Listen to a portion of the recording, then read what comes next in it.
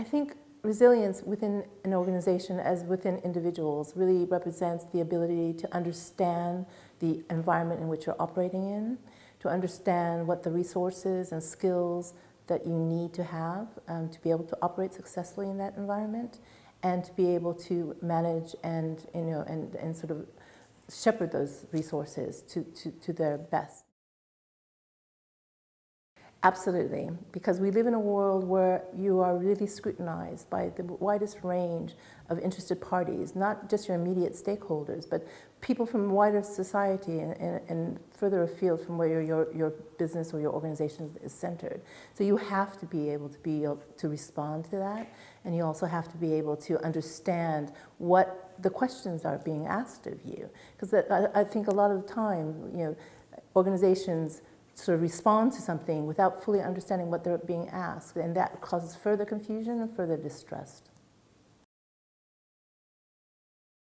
I think leadership is an essential component for any organization in terms of being able to travel the direction that everyone has signed up to go, and I think leadership is really the essential ingredient to that.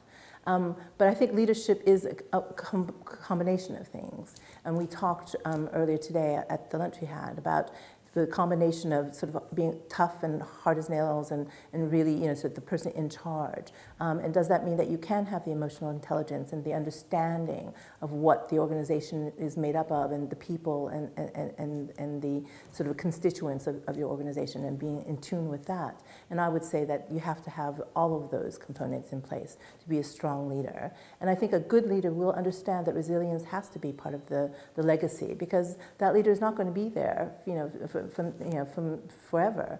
You have to leave the organization in good stead when you do leave. And I think resilience is one of those things that makes sure that the organization itself will stay for a long time to come.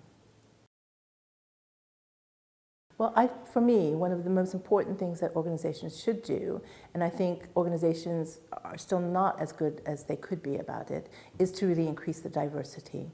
I really believe that if it's the same people asking the same questions, they will always get the same answers. And the only way you can change that sort of formula is to really bring in a diversity of perspectives into the conversation.